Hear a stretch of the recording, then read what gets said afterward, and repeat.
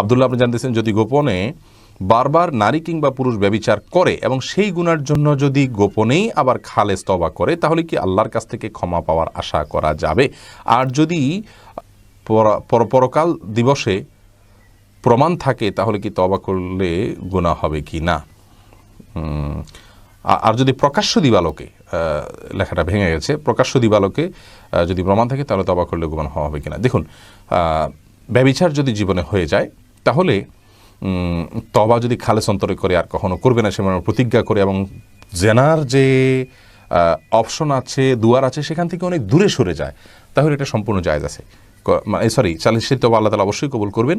এবং প্রকাশ্যে দিবালোকে তওবা করুক আর গোপনে তওবা করুক, সব তওবাই আল্লাহর কাছে ক্ষমা চাইলে আল্লাহ তাআলা মাফ করবেন। এমন না যে আপনার প্রকাশ্যে করলে মাফ হবে না, গোপনে করলে মাফ হবে, বরং তওবা যদি করার মতো করেন, তওবা শব্দের অর্থ কিন্তু ফিরে আসা। তার মানে আপনি আপনার অবস্থান পরিবর্তন করেছেন, আপনি আর কখনো এই পথে যাবেন না সে মর্মে প্রতিজ্ঞা করেছেন, যেটা হয়েছে তার জন্য লজ্জিত হয়েছেন, এবং গুনাহ হতে পারে সেরকম সমাজ এবং পরিবেশ থেকে নিজেকে সরিয়ে নিয়েছেন।